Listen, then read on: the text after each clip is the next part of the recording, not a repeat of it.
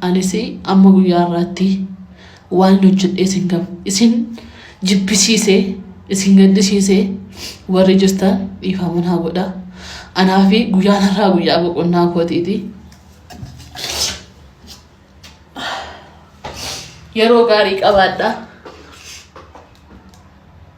jechaan qabu bakka anaaf kun guyyaa dhumaati guyyaan boqonnaa koos har'adha isin jaalladha yeroo gaarii qabaadha ፊዮሬላ ነብዩ የ13 ዓመት ታዳጊ ነበረች።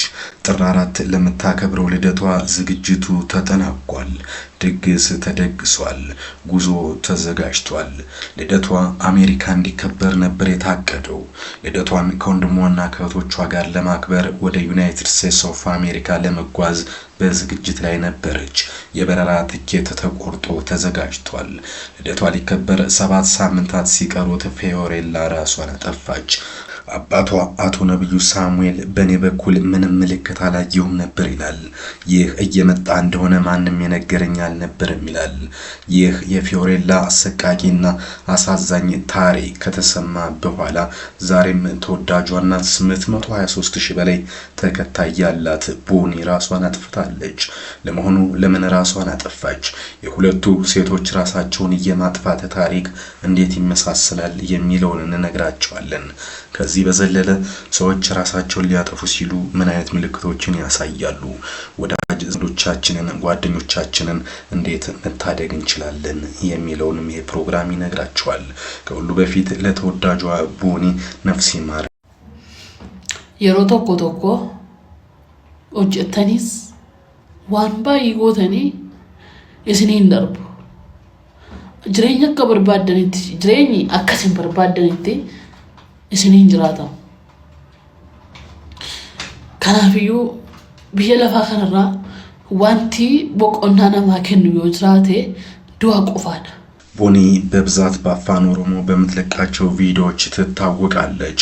ከ823,000 በላይ ተከታዮችንም አፍርታለች። ግን በመሃል አስደንጋጭ ዜና ተሰማ። በደረሰባት ትችት ይቅርታ ጠይቃ ለበርካቶች ይቅርታ አድርጋ ራሷን አጥፍታለች። ይህ ብዙሃኑን ያስደነገጠ የዛሬ ታሪክ ነው። በቲክቶክ እና በፌስቡክ መድረኮች በመቶ ሺዎች የሚቆጠሩ ተከታዮችን ማፍራት የቻለችው ወጣት ቦኒ ህይወቷ ማለፉ ሲሰማ በርካቶች ዳግም ደንግጠዋል። ቦኒ በተለያዩ የማህበራዊ ሚዲያ ስራዎች የምትታወቅ ሲሆን በቲክቶክ ከ823,000 በላይ እንዲሁም በፌስቡክ ገጿ ከ298,000 በላይ ተከታዮች ነበሯት። ወጣቷ ከዚህ ዓለም ከመለየቷ በፊት ባስተላለፈች የመጨረሻ መልእክት በህይወት ጉዞዋ ውስጥ የገጠሟትን ተግዳሮቶች በማንሳት ለተከታዮቿና ለሚወዷት ሰዎች በሙሉ ስንብቷን በቪዲዮ መግለጿ ወጣቶቹ ይህን ነገር ወዴት እየሄዱ ነው እንዲያስብል አድርጓል። በተለይም በማህበራዊ ሚዲያ ላይ የሚሰነዘሩ አሉታዊ አስተያየቶችና ስድቦች፣ የቃላት ጥቃቶች በሰዎች አእምሮ ጤና ላይ የሚያሳድሩት ጫና ከፍተኛ መሆኑን ይህ ክስተት ዳግም አሳስቧል። የብዙዎችን ቀልብ የሳበው የመጨረሻ መልእክቷም ለሁላችሁም ይቅርታ አድርጌያለሁ እናንተም ይቅር በሉኝ የሚል ይዘት ያለው ነው። ይህ አሳዛኝ ክስተት ሁላችንም በማህበራዊ ሚዲያ አጠቃቀማችን ላይ እንድንጠነቀቅና ለሰዎች የምንሰጠው አስተያየት በህይወታችን ላይ የሚያመጣውን ለውጥ እንድንገነዘብ የሚያደርግ ነው እየተባለ ነው። በእርግጥ ይህ ታሪክ ያውኗ ቦኒና ፊዮሬላ ተመሳሳይ ነገር አላቸው። እስኪ የቦኒን ያዛርገነው ወደ ፊዮሬላ አሳዛኙ 13 ዓመት ታዳጊ ታሪክ እንለፍ። ፊዮሬላ በወላጆቿ እንዲሁም በወንድምና በእህቶቿ በጣም የተወደደች ነበረች። በተለይ ከአባቷ ጋር የተለየ ግንኙነት ነበራት። ከልጆቹ ጋር ጥሩ ጊዜ ማሳለፍን ነብዩ ደጋግሞ ይወደዋል ያደርገዋል። ከፊዮሬላ ጋር ደግሞ ብዙ ጊዜ አብረው አሳልፈዋል።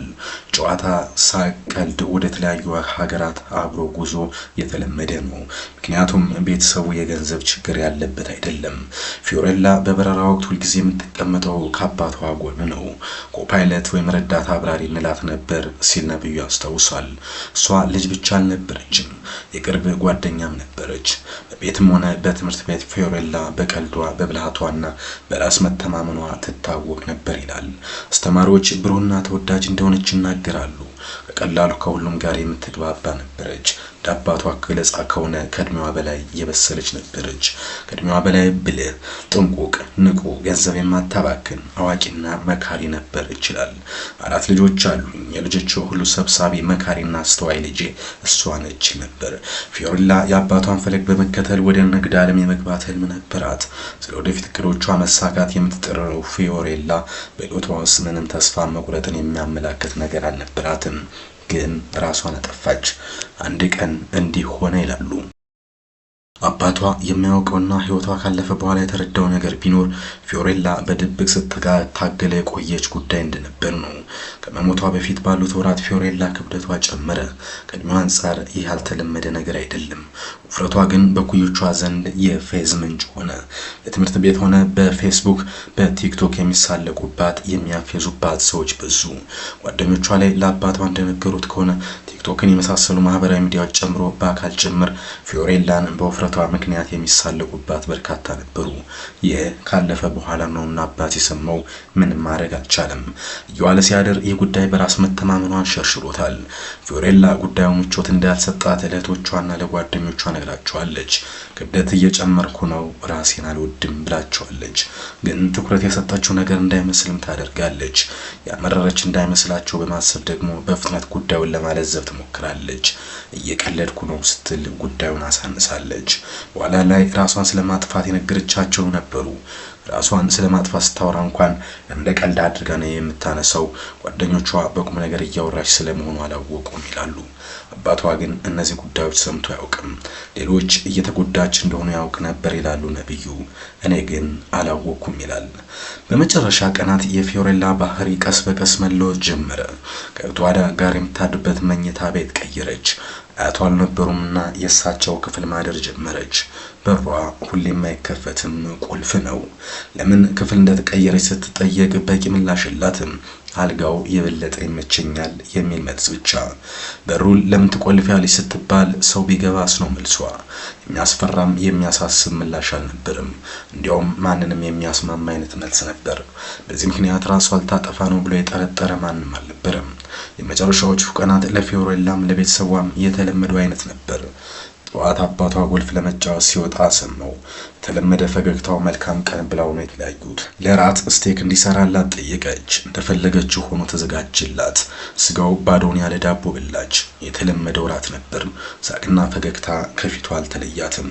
ስልክ አብዝተሻል፣ ክፍል መቆለፍ ጀምረሻል፣ በቁጭ ብለን እንነጋገራለን ብለው አባቷና ፊዮሬላ ቀጠሮ ይዘው ተለያዩ። ሁለቱም ወደ የመኝታ ክፍላቸው። ምንም የተለየ ምልክት አላዩም። ሁሉም እንደሚለው እግዚአብሔር በስራው እንዳልገባ ነው መሰል ሲል ምንም ምልክት አለማየታቸውን በተመለከተው ደጋግሞ ይገልጻል። ይህ እሁድ ምሽት ነው። ሰኞ ጠዋት ሁሉም ነገር ተለወጠ። ነብዩ የሕክምና ቀጠሮ ስለነበረው አርብ ወደ አሜሪካ ለመሄድ እየተዘጋጀ ነበር። ሰኞ ሀገር ውስጥ ሌላ ቀጠሮ አለው። ነብዩ ሰኞ ጠዋት ብዙ ጊዜ በቤቱ ያሳልፋል። ዛሬ የተለየ ያደረገው ነገር ቀድሞ መነሳቱ ብቻ ነው። ፊዮሬላ ግን እንደተለመደው በማለዳ አልነቃችም። ቀስቅሷት ሳይል ራሱ ሄዶ በሯን አንኳኳ። በማላውቀው ምክንያት ሰውነቴ ትንሽ ተረበሸ ይላል አባት። አንደኛው በር በመዘጋቱና ምላሽ በማጣቱ የክፍሉን ሌላ በር ተጠቅሞ ወደ ውስጥ ገባ። ግን ፊዮሬላ ራሷን አጥፍታለች። ተሰቅላ ነው ንጅ ያለፈች ይላል። ቤተሰብ ተሰባሰበ። ሐኪም አምቡላንስ ተጠራ። ፊዮሬላ ወደ ሆስፒታል ተወሰደች። ግን ዘግይተው ነበር፣ ህይወቷ አለፈ። ዛሬም ይቺ ወጣት ቦኒ በፌስቡክ ቪዲዮ ሰርታ ራሴን አጠፋለሁ፣ ለእናንተ ይቅርታ አድርጋለሁ፣ እናንተም ይቅር አድርጉልኝ ብላ ሰዎች በሚሰጧት ኮሜንት ታዝናና ተበሳጭታ ራሷን አጠፋች። ግን የሷ ብዙ ዝርዝር ጉዳይ አልወጣም። እናም ራስን የማጥፋት ሐሳብ ወይም ፍላጎት ያላቸው ሰዎች መበራከታቸው በማህበራዊ ሚዲያ እየጻፉ ብንሄድ ይሻላል እያሉ ወዳጅ ጓደኞቻችን እየተለዩ ይገኛሉ። ግን አንድ ነገር ነገር ራሳቸውን ለማጥፋት የሚያሳዩት ሰዎች ምን አይነት ባህሪ ያሳያሉ የሚለውንና እንዴት ልናተርፋቸው እንችላለን የሚለውን ደግሞ ልንገራችሁ። ራስን የማጥፋት ሀሳብ ወይም ፍላጎት ያላቸው ሰዎች አስቀድሞ የሚያሳዩቸው ምልክቶች ማወቅና ተገቢውን ድጋፍ ማድረግ የሰዎችን ሕይወት ለመታደግ ትልቅ ሚና አለው። እናም በንግግር ውስጥ የሚታዩ ምልክቶች መካከል ሰዎች በቀጥታም በተዘዋዋሪ በሚናገሯቸው ቃላት ውስጥ ስሜታቸውን ሊገልጹ ይችላሉ። ከእነዚህ ውስጥ በሞት ይሻለኛል ወይም ለሁሉም ሰው ሸክም ሆኛለሁ የሚለው ነው። ተስፋ መቁረጥን፣ መውጫ እንደሌለው ማሰብን ወይም ከፍተኛ የስነ ልቦና ህመም ውስጥ መሆናቸውን ይናገራሉ። ከእንግዲህ አታዩኝም ወይም ስለ ሁሉም ነገር አመሰግናለሁ የሚሉ የመሰናበቻ የሚመስሉ ቃላት ሰውየው ራሱን ለማጥፋት ሊሞክር እንደሚችል ማሳያ ናቸው።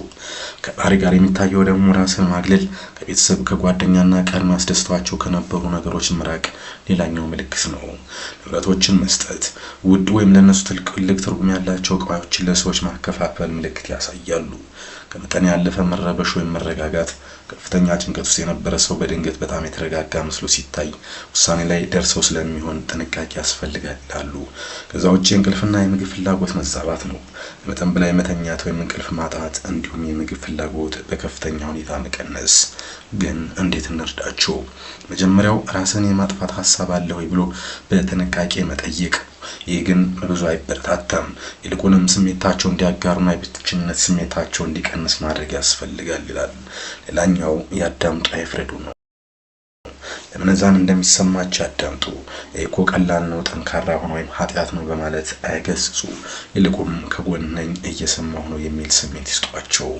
አካባቢያቸውን ደህንነት የተጠበቀ ማድረግ ጥሩ ነው። ጉዳት ሊያደርሱባቸው የሚችሉ ገመድ፣ መድኃኒቶች ወይም ስለታም ነገሮችን ማስወገድ አንዱ ነው። ሌላ የአእምሮ ጤና ባለሙያ፣ አማካሪ ወይም የሃይማኖት አባቶች ጋር እንዲሄዱ አብሯቸው በመሆን ድጋፍ ያድርጉ፣ ብቻቸው እንዳልሆኑ ያሳዩአቸው ይላሉ። ሁኔታው አሳሳቢና ሆኖ ሊከሰት የሚችል ከሆነ ሰውየውን ብቻውን አለመተው በአቅራቢያው ወደሚገኝ ሆስፒታል ወይም የጤና ተቋም መውሰድ ጥሩ ነው ይላሉ። የአእምሮ ጤና እንደ ማንኛውም አካላዊ ህመም ሕክምና የሚያስፈልገው ጉዳይ መሆኑ መዘንጋት የለበትም። በኢትዮጵያም እንግዲህ ይህ አሳሳቢ እየሆነ የመጣና በሶሻል ሚዲያ ላይ እየጻፉ ራስን የማጥፋት ነገር ሊያበቃ ይገባል የሚሉ መልእክቶች በስፋት እየተሰራጩ ናቸው። ማንኛውም ሰላም ዋሉ። ለአሁን ያስኩት መረጃ ነበር።